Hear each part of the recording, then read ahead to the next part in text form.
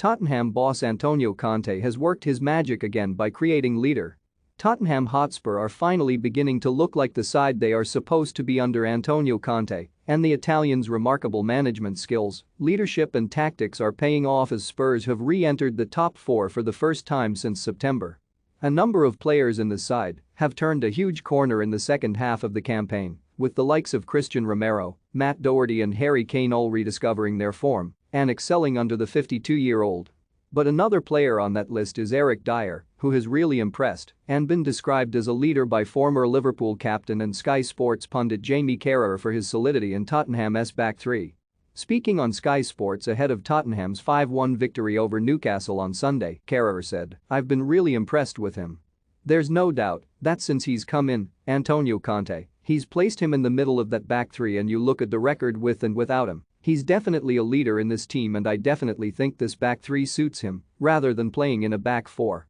Since recovering from a thigh injury which kept him out of 3 of Tottenham's 4 games against Leicester, Chelsea, Southampton, and Wolves between January 19 and February 13, Dyer has started all of Spurs' following 8 Premier League matches. And that began with the remarkable 3-2 victory away to Manchester City on February 19, in which Spurs have won 6 of those 8 fixtures to reignite their top 4 hopes, which they eventually moved into following their latest result on Sunday. Should Tottenham keep Eric Dyer ahead of next season? Let us know what you think in the comments section below. Dyer has formed part of a settled back three alongside Romero and Ben Davies, with the trio keeping 3 clean sheets in that recent run of games, and has been credited for his leadership in the side, with Spurs looking like a dominant force in all areas of the pitch. The 28-year-old has racked up over 300 appearances for Spurs, proving his versatility by playing as a holding midfielder, centre-back and even right-back during his time at the club, but it looks as though he has finally found his home in a back three in Conte's new 3-4-2-1 formation.